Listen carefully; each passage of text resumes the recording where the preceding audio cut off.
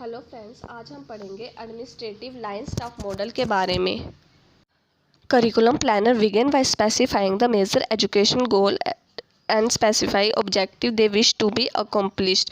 One of the oldest and widely used model have followed by NCTE, NCERT, UGG, and this model is given by Seiler, Alexander, and Lewis.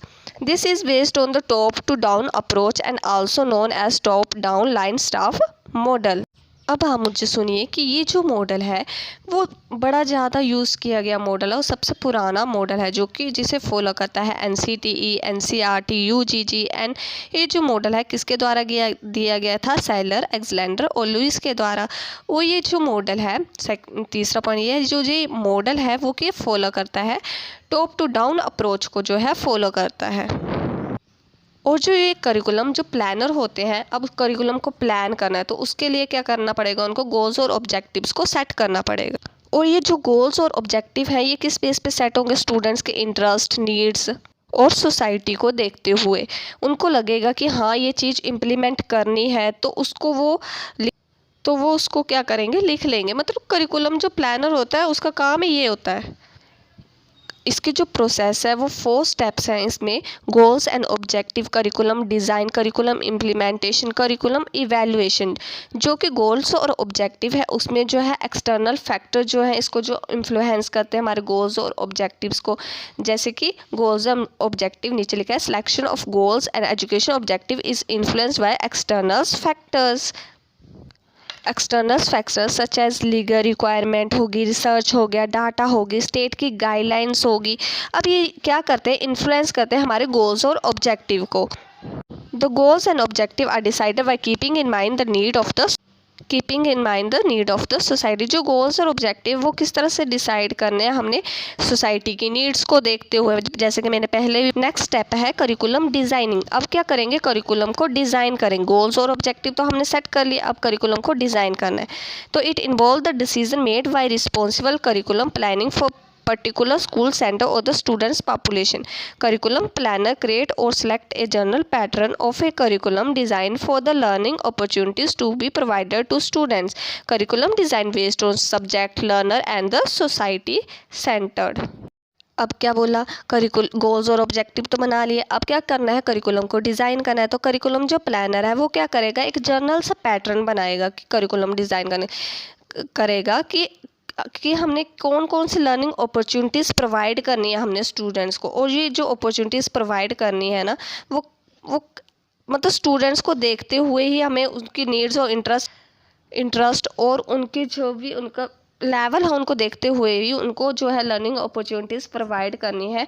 जो curriculum design करना है वो कैसा होना चाहिए? Subject centre, learner centre और society centred होना चाहिए। Next step है curriculum implementation. After designing the curriculum, next step is curriculum implementation. For implementation the curriculum, the instruction that has to given to the students are determined and teaching strategies are decided on basis of the goal. मतलब अब क्या कर लिया हमने? Goals objective set कर लिए, curriculum को design भी कर लिया, अब उसको इम्प्लीमेंट करना है। तो उसके लिए क्या करना है? इंस्ट्रक्शन जो भी है प्रोवाइड कर देनी है स्टूडेंट्स को और जो टीचिंग स्ट्रैटेजीज़ है उनका भी डिसाइड कर देना कि किन टीचिंग और सब्जेक्ट स्ट्रैटेजीज़ का हमें यूज़ करना है, किसके अकॉर्डिंग होनी चाहिए ये teaching strategies? On the basis of हमारे जो भी गोल्स हैं उनके अकॉर्डिंग होनी चाहिए। नेक्स्ट स्टेप है evaluation. It involve the process of evaluating the expected learning outcome and entire curriculum plan. Evaluation can be done by formative and the summative way. Formative जो evaluation है enable the curriculum planner to make adjustment and improvement in every stage of curriculum development. अब हमने goals भी set कर लिए, design भी कर लिया, implement कर लिया, evaluation करने की कौन कौन से हमने expected learning outcome मिली है। तो ये evaluation हम कैसे करेंगे? formative और summative way से। formative evaluation तो आपको पता ही है जो कि बीच में कभी भी टेस्ट लेके की जा सकती है, और summative evaluation जो कि हमारे end term एग्ज़ाम से रिलेटेड है।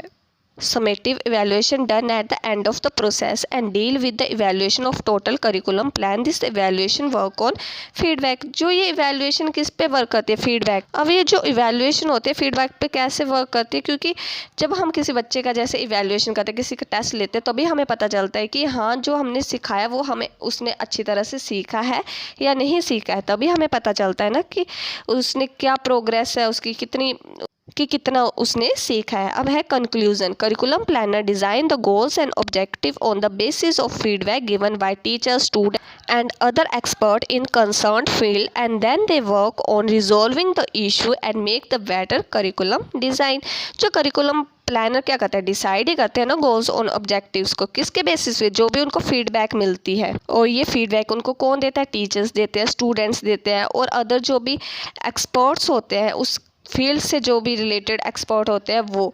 और उसके बाद वो क्या करते हैं? उस पर काम करते हैं कि कहाँ पे ये इशू आ रहे हैं, उसको रिजॉल्व करते हैं. उन इश्यूज़ को रिजॉल्व करने के बाद वो क्या करते हैं? दोबारा से जो है करिकुलम को प्लान करते हैं. तो फिर से यही प्रोसेस जो है दोबारा से चलती है. जैसे कि गोल्स, ऑब्जेक्टिव, फिर से करिकुलम डिज़ाइन होगा, इम्प्लीमेंटेशन होगी, इवैल्यूएशन होगी. इसी तरह से ये प्रोसेस जो ऐसे ही चलती रहेगी.